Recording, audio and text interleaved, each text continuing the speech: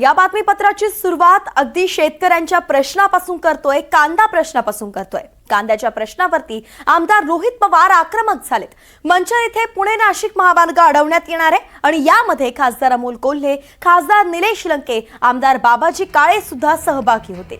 या आंदोलनात हजारो कांदा उत्पादक शेतकरी सहभागी होणार आहेत। हे तिसरं आंदोलन आपण पाहतोय जे या महिनाभरात होताना पाहायला मिळतंय कांदा उत्पादक शेतकऱ्यांच्या प्रश्नासंदर्भात।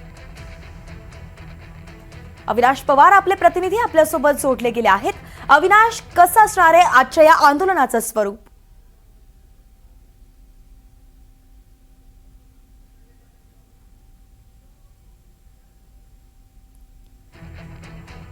आपल्यापर्यंत आवाज पोहोचतोय माझा अविनाश? तर काही तांत्रिक कारणामुळे आपला संपर्क तुटलाय। आपण पुन्हा एकदा संपर्क करण्याचा प्रयत्न करूयात। मात्र तुर्तास आपण पाहतोय की कांदा प्रश्न जो आहे तो दिवसेंदिवस तापत चाललेला आहे। अगदी हमीभाव हा शेतकऱ्यांना मिळावा यासाठी ही माफक मागणी जी आहे त्यासाठी हे तिसरं आंदोलन आज आपण पाहतोय जे रोहित पवार यांच्या नेतृत्वात होणार आहे। नाफेडकडून बाजार समितीमध्ये कांदा खरेदी करावा ही एक मागणी आहे, तर 8-10 लाख टन कांदा खरेदी करावा ही मागणी करण्यात आलेली आहे आणि खरेदी केलेला कांदा हा देशाबाहेर निर्यात करावा अशी ही मागणी आहे।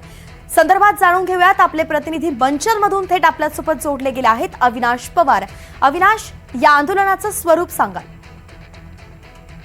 वैष्णवी, आपण पाहतोय की गेल्या काही दिवसांपासून कांदा प्रश्नी जे शेतकरी ते आक्रमक होताना दिसतंय। आता सर्वपक्षीय आंदोलन हे मंचरमध्ये उभे राहताना दिसतंय। आंबेगाव तालुक्यातल्या मंचरमध्ये पुणे नाशिक महामार्गावर असणाऱ्या नंदी चौकामध्ये मोठ्या प्रमाणात शेतकरी आता जमायला सुरुवात झालेली आहे। मुळातच कांद्याचा जो प्रश्न आहे तो या भागामध्ये ऐरणीवर आल्याचं चित्र पाहायला मिळते। एकीकडे नाशिकमध्ये सुद्धा आंदोलन होतं, त्यावेळेस 15 रुपये 80 पैसे इतका खरेदीचा जोर आहे, दर जो आहे तो नाफेडने केला।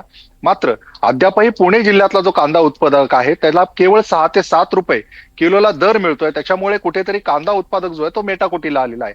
त्यामुळे सर्वपक्षीय आंदोलन जे उभं राहताना दिसते। विशेषतः राष्ट्रवादी काँग्रेस शरद पवार पक्षाचे रोहित पवार हे आता आंदोलनात सहभागी होणार आहेत। त्यासोबतच जे प्रदेशाध्यक्ष आहेत काँग्रेसचे हर्षवर्धन सपकाळ ते देखील येणार आहेत। डॉक्टर अमोल कोल्हे जे आहेत ते, निलेश लंके, त्याच्यानंतर खेडचे आमदार बाबाजी काळे, जुन्नरचे आमदार शरद सोनवणे असे अनेक जे सर्वपक्षीय नेते आहेत ते आंदोलनात सहभागी होताना दिसत आहेत। आज या आंदोलनाची दिशा काय राहणार आहे हे पाहणं तितकंच गरजेचं असणार आहे। रास्ता रोकोचा त्यांनी इशारा दिलेला आहे।